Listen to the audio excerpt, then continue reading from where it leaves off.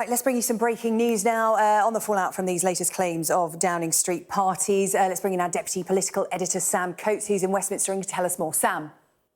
YouGov have surveyed over 5,000 people today about what they think about Boris Johnson's position. Let's bring you the results. 56% say that Boris Johnson should resign in a poll seen by Sky News today. 27% say he should remain in his role. So that's the no, Boris Johnson shouldn't resign on your screen now. And 17% think that they don't know at the moment. But over 50% think that Boris Johnson should go.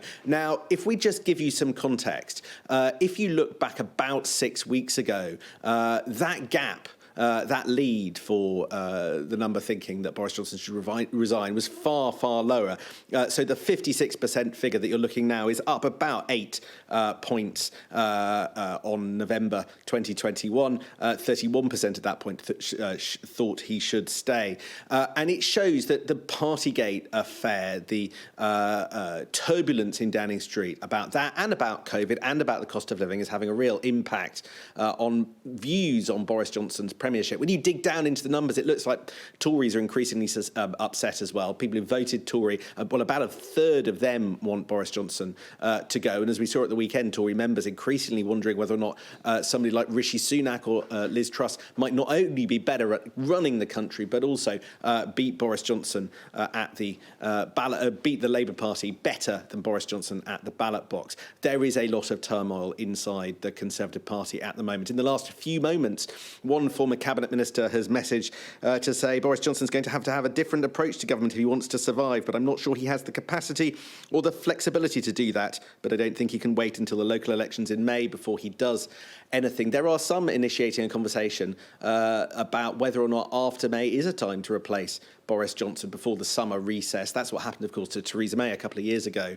So that conversation has started in parts of the Conservative Party. You've heard the anger there from the Scottish Tory leader Douglas Ross, suggesting that figures must go if they are found to have broken the rules. There's an ongoing inquiry by a senior civil servant at the moment, and lots of evidence that will complicate Boris Johnson's position. So Boris Johnson's future at the moment unclear, with that large figure, 56% saying that he should resign. Resign are one thing, resignations are another, Sam. There's no sign that Boris Johnson feels that he should resign. He won't even at the moment answer whether he went to a party or not. We are waiting for the results of this investigation. As we keep being reminded, we shouldn't prejudge it. But there doesn't seem to be any sentiment coming from Downing Street that Boris Johnson is anywhere close to considering his position.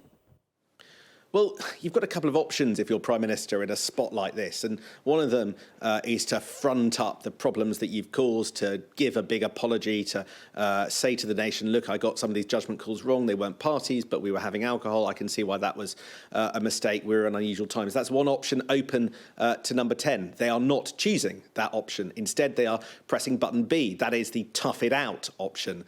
They are refusing to make any concessions, they are refusing to really acknowledge the problem, they are simply saying it's up to this independent civil servant, and she is pretty independent, to be fair, to come to her own decision about whether or not there were parties, whether or not they broke the rules, whether or not they broke the law.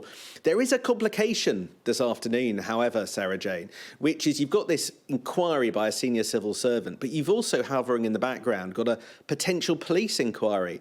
And if the Metropolitan Police decide that the weight of evidence is such that they do have to look at what went on last spring and launch a formal investigation, then you're going to have to put the civil service inquiry on hold, and that police investigation might take many, many months. So if the police get involved, then the chances of Sue Gray, the senior official inside government, doing that investigation, reporting next week, which is a possibility, well, that won't happen. It'll all be kicked into the long grass. So if the police do end up getting involved, there will be no early resolution to this. Downing Street will have to rely on that. We wait for the inquiries and the police reports for much, much longer than many Tory MPs want, and that could make the wound even bigger.